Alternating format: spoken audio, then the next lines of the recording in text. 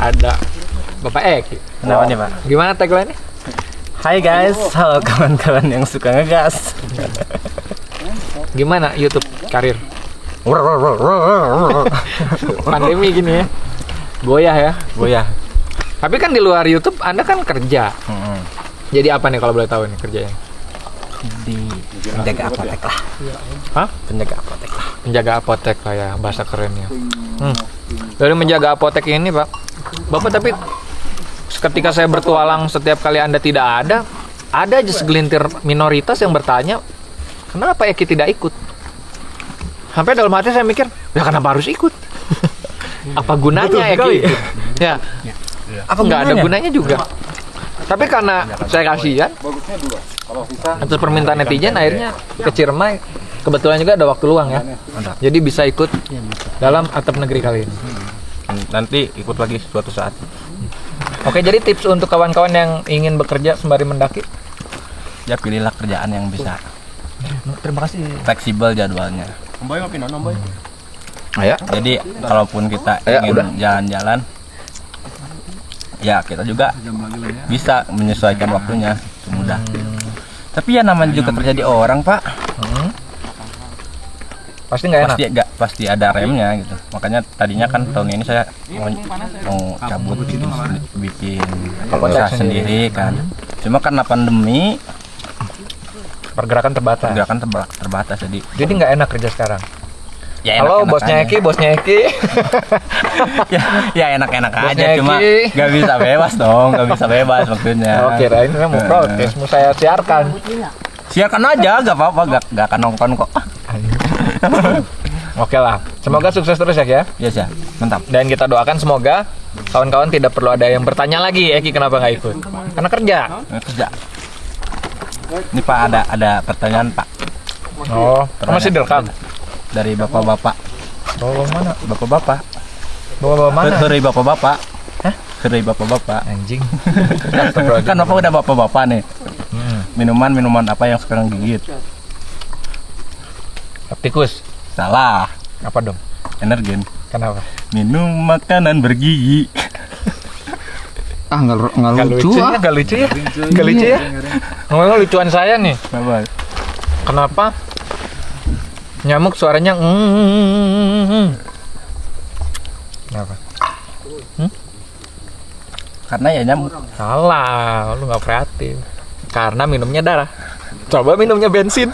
Ngeng. Kencok.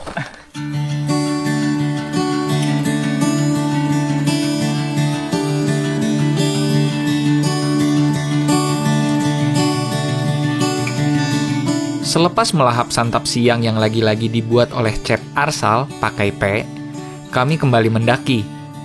Angin sepoi disertai mentari yang tidak lagi terik membuat mata sedikit berat, mengantuk. Tapi tidak apa, tenaga di tubuh masih tersimpan banyak. Ini pendakian yang termasuk santai. Entah karena ritme jalan Ua Bongkeng yang saya ikuti, atau karena memang waktu perjalanan yang terbilang pendek-pendek. Hampir pukul 4 sore waktu setempat, kami tiba juga di pos Pasanggerahan.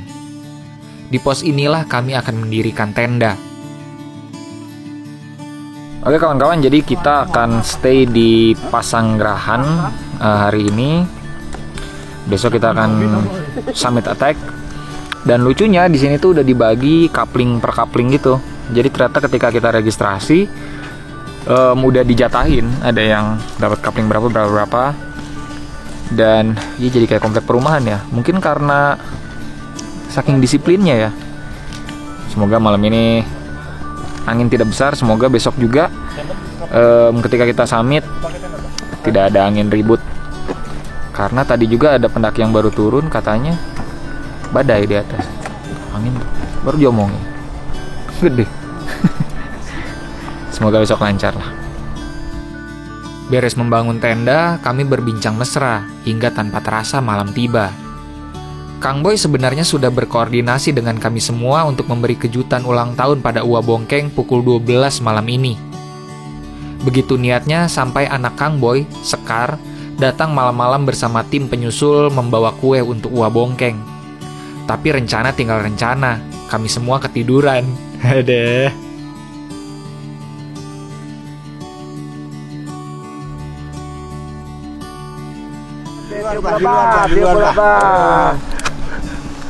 Ya, cuma 3.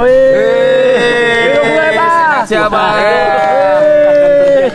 Alhamdulillah, terima kasih kawan-kawan. Anak ini rencana Kang Boy semalam mau keluar sepertinya, aduh udah di dalam sleeping bag. Tidurnya telat kita. Malam memang harusnya ada satu aktor yang ngajak siapa jam 12 bangun kan ada enon pas di enon dibuka gitu salah asup sleeping bag gitu. Ya udah teu ngarti kene wae. Aduh kumaha. Enggak, ya kita gimana ada si abahnya ngobrol wae. Pas siapa kayaknya sebagai pemilik cermainya sareti heula deh. Udah niat jam 12. Kamu yang salah justru sareti heula teh bisa undang jam 12. Niatnya udah mulia dia, niat udah bagus. Justru saya kan dia dulu. Jadi harus diam kamu Magic. Kami pun bersiap untuk summit attack. Hawa dingin perlahan menghangat seiring langit yang kian terang. Kami berjalan dan terus berjalan sambil sesekali menghela napas.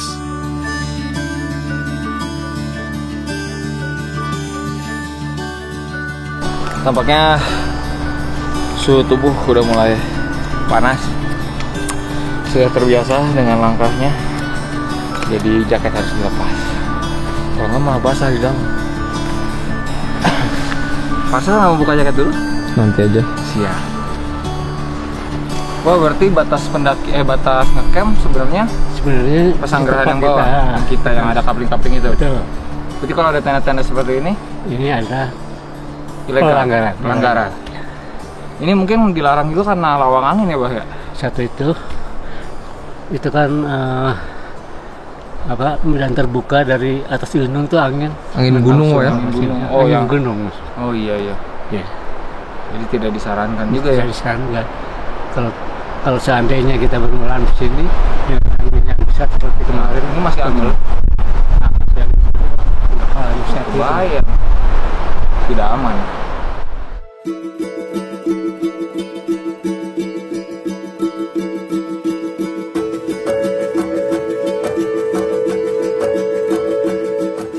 Kontur tanah berubah menjadi bebatuan. Vegetasi yang tadinya rimbun kini kerdil dan hampir hilang. Jalur makin menukik tajam, menggerogoti semangat yang menggebu.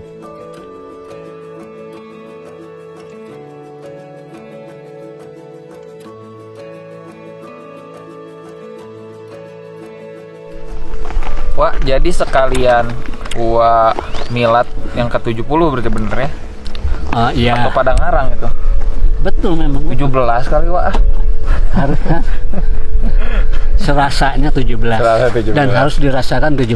Betul. Stay young forever. Ya, jangan sudah tua tapi jangan merasa tua.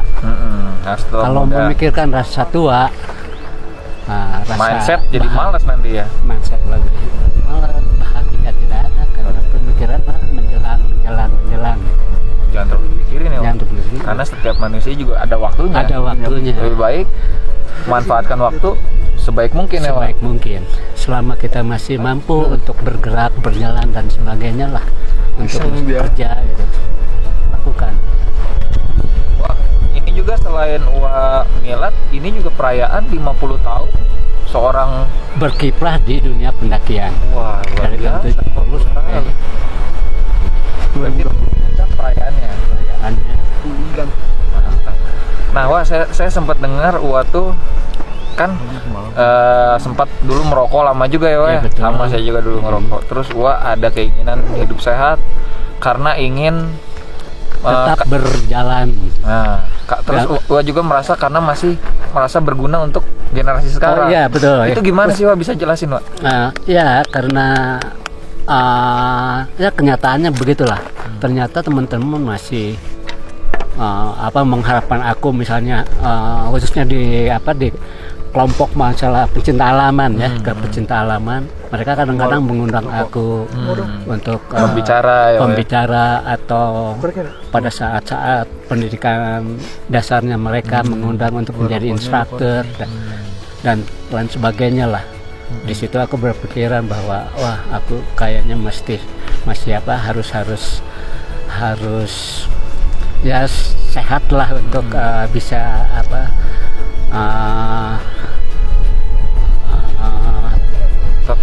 tetap bermanfaat untuk orang-orang. Tetap. Apalagi generasi sekarang. Betul.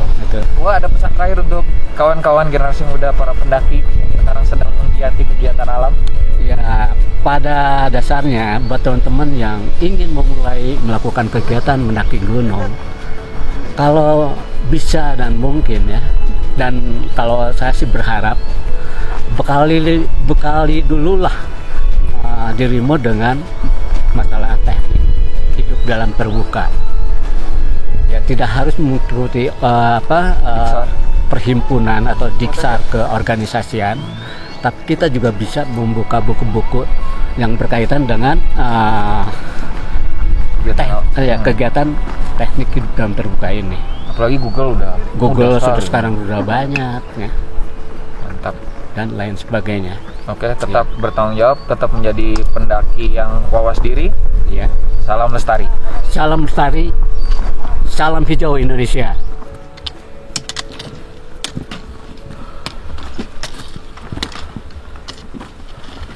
Sedikit lagi, ayo sedikit lagi. Akhirnya puncak Gunung Ciremai berhasil kami sambangi. Akhirnya nyampe puncak Ciremai. Bapak Arsal, Mantap. puncak keberapa ini? Nggak tahu. 5. 5, mantap. Alhamdulillah.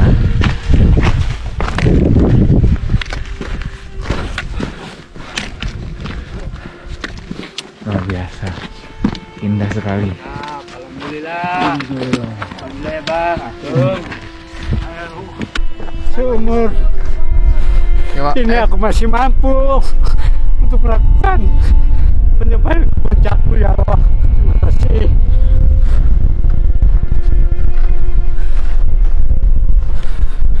Mari teman-teman. 50 tahun, Pak. 50 tahun. Luar biasa. Melihat Uwa Bongkeng menangis hingga bersujud mensyukuri dirinya yang bisa merayakan ulang tahun ke-70 di puncak Gunung Ciremai, membuat saya turut menitikkan air mata. Saya bangga bisa mendaki bersama lelaki hebat bernama Jukardi Bongkeng Adriana, seorang legenda dengan segudang pengalaman perihal kegiatan di alam terbuka. Selain beliau, ada juga para bapak-bapak berusia 40 dan 50-an, kawan-kawan Uwa Bongkeng yang kini saya anggap juga kawan-kawan saya. Beberapa di antara bapak-bapak tersebut mendaki bersama anak-anak mereka yang mulai remaja. Melihat mereka membuat hati saya hangat. Betapa saya juga ingin kelak dapat bertualang bersama anak. Bagi saya, ini merupakan bukti betapa siapapun, berapapun usianya, bisa mendaki gunung, asalkan tidak lupa untuk membekali diri dengan pengetahuan yang cukup. Di hadapan alam semesta, tidak ada yang namanya senioritas. Tidak ada si tua dan si muda. Yang ada hanyalah orang-orang yang saling belajar, yang saling menjadi guru bagi satu sama lain, yang saling bercerita dan bertukar canda tawa. Salam literasi, salam lestari, Firsa Besari melaporkan dari